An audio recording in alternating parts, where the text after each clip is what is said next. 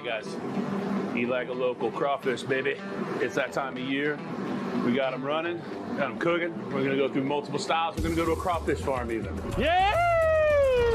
Let's do this. It's my favorite time.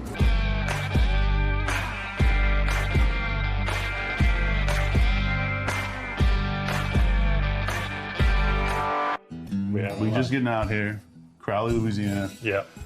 You made us lunch. That's right. And that's one of the sweetest things ever. That's it. In South Louisiana, that's what we do, baby. Billy Bars, crawfish etouffee. That's what I like to call it. And I think that something that's here that's very unique is this pot as well. You know you're in Southern Louisiana when you see these pots. You're right. Your crawfish. My crawfish tails, yes. You know, growing up as a kid, it was always rice and soybeans. We didn't introduce crawfish until I was probably mid-'80s.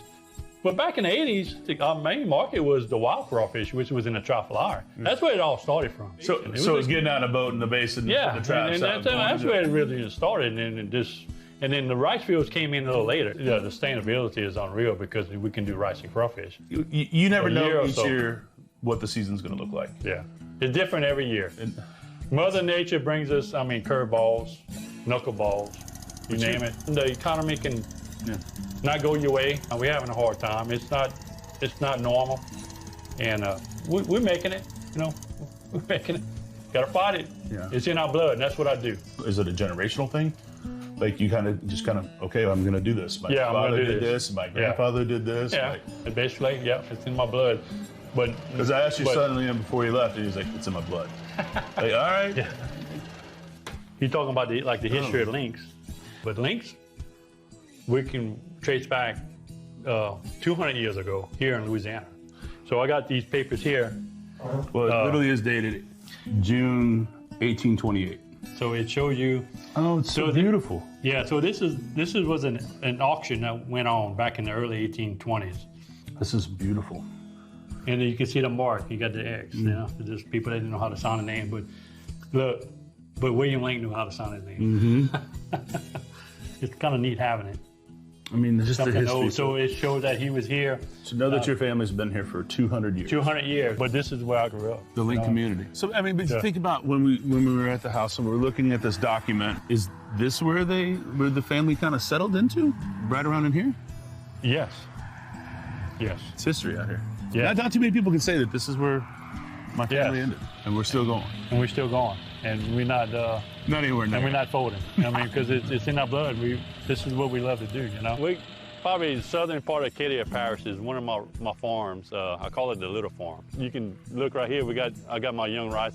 It's some jasmine rice I got grown here. And then you look to your right, and you see the crawfish ponds. Then once we're done here, then we're going to be jumping over and we're going to be harvesting rice. We wait till that rice gets kind of hard, it gets tall, and then we come with the water and we establish the flood. And naturally, the crawfish at the time, they'll start to bury. It's seasonal, so they know when it gets real hot, they'll start burying along the edges. Like right here, you see Chris. When they dig in their hole, they're pushing all this mud out, and it develops, like we call it a crown, a mound, but you can pull it up. You can see a hole underneath, but it probably, look, here we go. Nice. You just got to dig for the hole, and it may go 3-4 feet down. Go into hibernation during the summertime, and then around September, October, once we finish harvesting rice, that's when they're going to come out with the little babies. And hopefully the time we start pumping up on our crawfish ponds, the timing be right for them to come out. And hopefully they survive. Mother Nature be good on us. You know, we strive for quality. When it's harvest time in August, that rice is going to be this tall. Okay. So when we harvest it, you're going to harvest half of it. So you're going to have your stubble left. And then you're going to have a second growth of rice that's going to come up. You have a second crop. So that's very important. So you're going to have green growth and you have your stubble. A lot of food. And that, to me, that's what gives a good flavor of crawfish. You know, that sweetness you have on that fat. A lot of people like to call it fat, but it's not a fat. It's a gland. To me, that flavor changes certain areas of Louisiana. I think, in my opinion, in rice fields, it's the best. Yeah. It just fits perfect for us here in Southwest Louisiana. We got the perfect ecosystem. Let's head to, we're gonna go in the back. We're gonna take you to one of the ponds. We're gonna head out in the crawfish boat. Let's go get on a boat. Yeah. It's a boat with wheels. Amphibious boat with wheels. We just go from pot to pot to pot. Yep. And Yep. just dump a table and. Yep. One trap there, one trap out there, another. Is there a bait? The most part of the season, we like to use fish. Fish gets them to the trap, and that's what we like to use. And then later in the season, we start going from fish to artificial, and you want to get what you can to the market As fast as you can. Yeah, when the catch is there, you gotta get it. Crawfish farming is all about timing. It's all about timing. Yeah, this is my first time Hey, on your a first crawfish time? I was gonna say, I said you've probably been in it before. No, never seen this before. I'm so excited. This is called like a basket wheel. And what I like about the basket wheel, it doesn't penetrate the ground.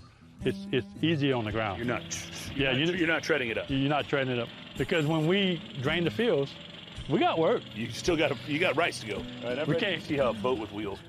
All right, I'm gonna start it up. Start it up. Yeah, so this is my foot control. This is what steers my boat. And what's nice about it, I can use my hands for other things. Catching crawfish, bait, trap. And this is the raise. This is to raise the boat up and down. For this hydraulic ram. When you cross the levee, that comes in handy. That's how you get it. It gives that power to kind of slide off that levee. All right, let's go. Yeah! This is basically what's left after you process rice. Yeah, this is called last year's rice crop. But this is also feed. Feed, yep. This is what they're eating on. Yep. This is what they're. What Algae, gives them that color. yeah, the algae growth, everything that's on it, that's what they feed off of, and it decomposes over time. And oxygen is very important too. We depend on oxygen levels for those small ones, because when the mamas come out their burrows, they start dropping their little babies. Yeah. And it's important that the oxygen levels It's are there. good. If not, you're suffocating everything. Yeah, you're killing everything. Yeah. When we come out here and we see what the work goes into it, see how much effort goes into it, you have to understand that comes with a cost. The increased cost of what you're having to do. That's why you see the increased cost of crawfish at the end consumer. It's actually a beautiful thing to support you guys.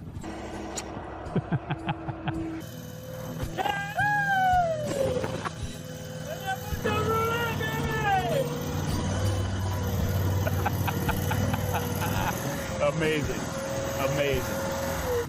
Yeah, these are the crawfish that's being caught today. They're just coming out the rice fields now, Chris, and they weighing them. Come on now. Come on now. Like this right here is considered like probably about an 8 count, like 8 to a pound. Yeah. They take a lot out of the ground. Yeah. And over time, these ponds get old.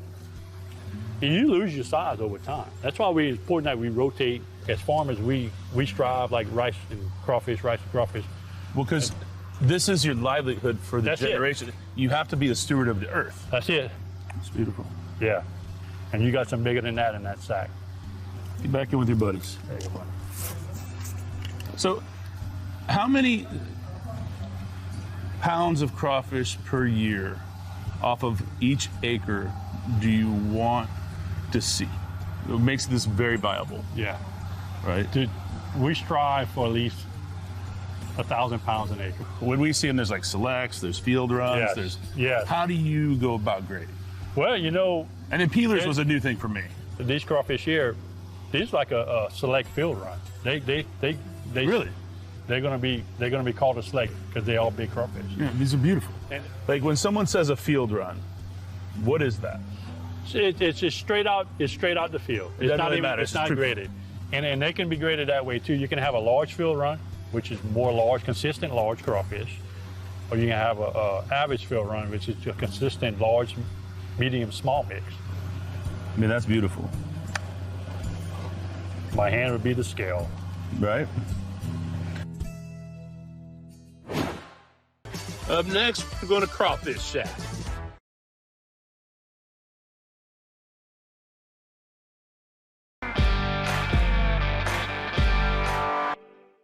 All right, so we're out here at Crawfish Shack in Crosby, Texas. This place, I learned from Billy Link, who's a crawfish farmer in Crowley, Louisiana. He said, have you been to this place? They go through hundreds of sacks of crawfish daily. Most people go through like 20. On a busy day, this place is doing 180 sacks of crawfish. Corn, potatoes, mushrooms, boiled eggs. Let's get in and try this. I can't wait, so excited.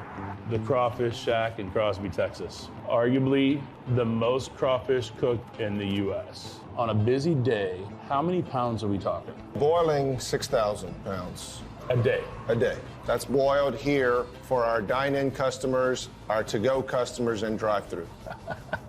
That's not catering off-site, too.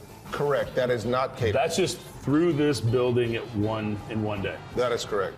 I can't even fathom that. And then we also sell a lot of sacks of crawfish for people to boil their own. Oh, so you sell live. Okay, cool. Right. A lot of people drive a long distance to get our crawfish because they also want our seasoning. There's 100 ways to cook crawfish, but it's only going to be as good as the flavor. So I changed my recipe 13 times. It's got 19 ingredients, lowered my salt content 3 times. Doesn't have a lot of preservatives. Yeah, most of it just blasts you with sodium. Right. But the salt, to me, takes away from all the flavor, because every time I lowered my salt content, the flavor just came out more and more. So we sell a lot of seasoning here. I mean, I'm going to get some before I leave. There you go. I mean, what would I not? The flavor is just amazing. That's, I think, is the #1 reason for the volume that we do here and the success over the 20 years that we've been in business. 20 years. Yep. What made you do this? Background, I'm Cajun, and I grew up on a farm in Louisiana, so I had crawfish ponds basically in my backyard. I was at college at USL in Lafayette. Had no idea what I wanted to do. Got a job at a Hilton Hotel as a server in the restaurant and just immediately fell in love with the restaurant business. So I switched my major to restaurant management, transferred from USL to U of H. So that's what brought me to Texas. Got my degree, met my wife. My plans were to move back to Lafayette and open a seafood restaurant. Yeah. Well, she said I'm never leaving Texas. So those were not her plans. All right. So I said, well, if I'm going to stay here, I'm going to do crawfish. Crosby's been an amazing place to start our business. The youth here are amazing because 80% of our employees here are high school or recently graduated high school. So it's great young kids here. They work for their money. They pay for their truck note, their insurance. College, whatever it may be. Right. Yeah, we have a lot of kids that go to Texas A&M that come here on the weekends and work. This is the community, right? You are community. We're very, very involved in the community, yes. That's a beautiful thing. When you opened this in 2004, it was a much smaller footprint. It was only to go. So what was that like starting that off? The first year, I really didn't think we were going to make it. The first day was actually really good that we opened. We boiled, I think, 6 sacks. The second day, we only boiled 1 sack. Stuck with it. The second season, we added a couple of tables. Third season, a couple more tables. And then the third season is when it really took off. On an average Saturday, how many people come through here? I'd say probably seating over 2,000. And it's just crushing all day long. Just go, go, go, go, go. We start off the season with drive-through only for the first month because we're not able to get the volume of crawfish in January that we would need to satisfy everything. Like as you start, like the beginning of the season, they just line up. Yeah, they start lining up at 8 o'clock in the morning. So a lot of times we'll open at 3 o'clock and we'll already have 50, 60 cars in line. It's exciting. I love the beginning of the season. It's a happy time, so this is my happy place. You know, nobody doing what you're doing. Nobody's boiling the amount that we do. Yeah, it's insane. Yeah. I mean, that's amazing. But it's taken 20 years to get to this point. Yeah, I mean, you go back to year 1 where it was like 1 sack on the second day, and you're like, where am I at? And then 20 years later, there's no way that you can look at it and say, we're going to be doing 180 sacks a day. No, never dreamed that was possible.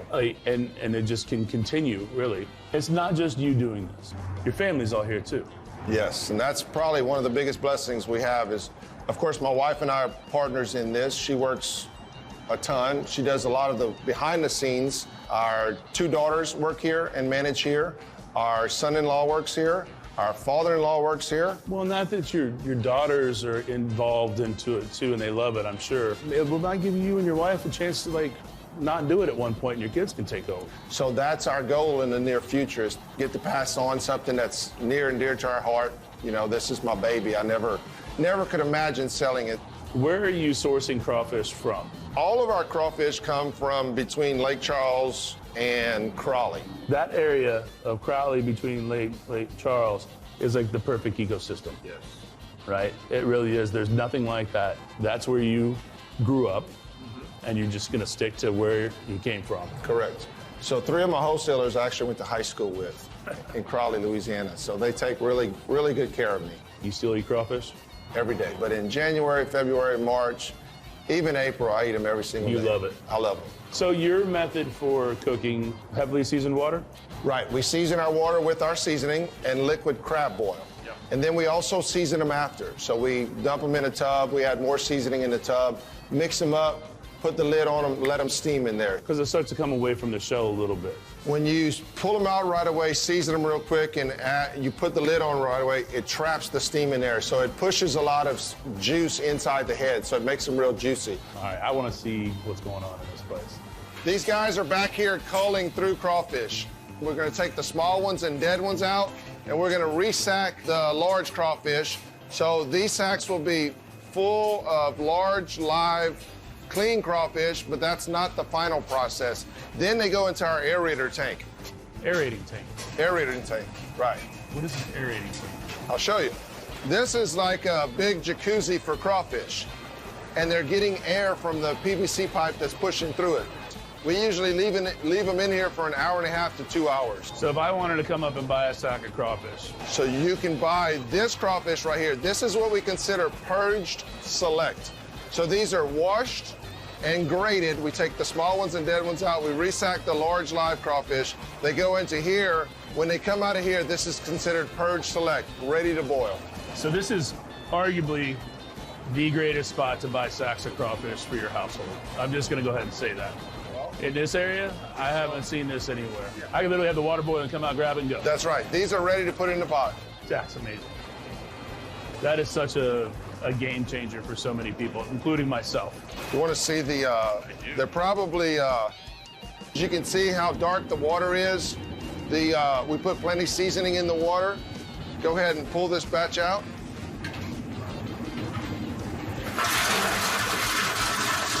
We're going to add more seasoning in the tub.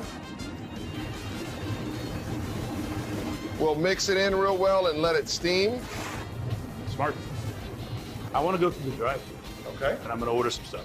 You good with that? Yes, sir. All right. This is going to be awesome. 5 pounds, some sausage, corn, all that stuff. Ooh. Medium, spicy, no Let's go spicy. spicy.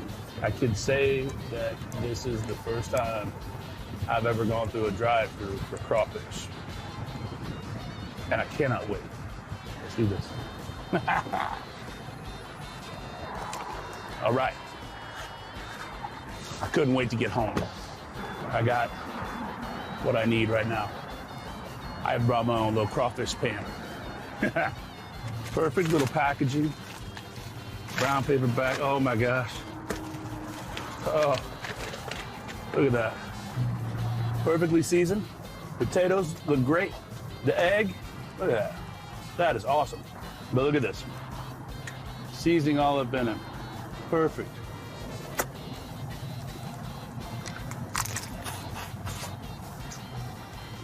Letting them steam just gives it that beautiful moisture that you're looking for. Man, that's perfect. For those of you who don't know, twist, right? Look at all that beautiful fat in there, right? Now I'm a crusher. So I get all of that in there. And then this, I just pinch the tail right at the end, right? Perfect. I'm glad I just went with the spicy. If I'd have done the most spicy or the most spicy, I'd be in trouble. Man, this is worth the 25-minute drive. I'm glad we came out. Learned a lot, saw a lot, spiced enough, maybe cry a little bit. I'm gonna get these back to the wife. I'll see you in a little bit, baby. All right, we gotta go. Up next, we're gonna try V8 Cajun crawfish. Sweeping the land. Let's check it out.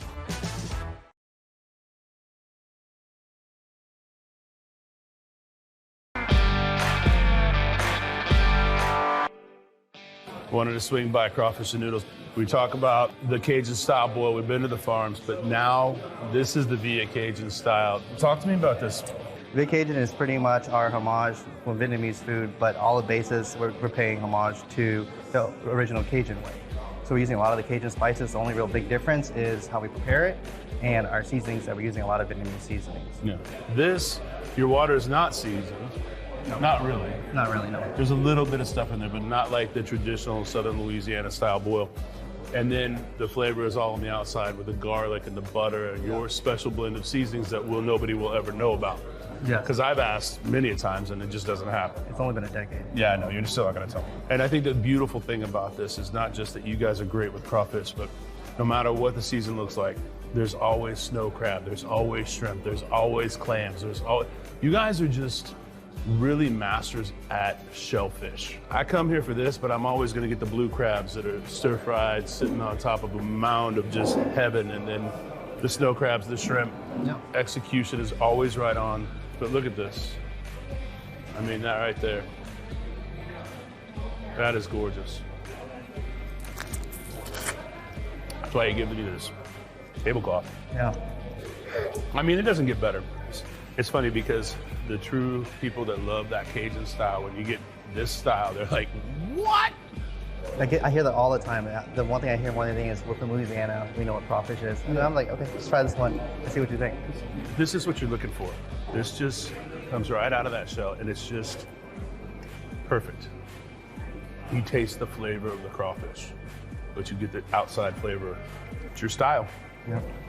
And this, like eating crabs, you know, my thing is I break it here, segment that piece out, break it here, that generally pops right out. Snow crabs couldn't be easier to eat. I love it. Snow crab is actually my favorite crab. So good. You guys do it right. Thank you, I appreciate it. My man. Via Cajun Crawfish Farm. We went and saw drive-through Louisiana style crawfish. We're in a lucky place. So when it is the season, hit it up. But when it's not the season, hit it up. What's next? So we want to hear where you're eating too. So hit us up on Instagram at EatLikeALocalTX. Tell us where you're eating. We want to come see what you see. All right?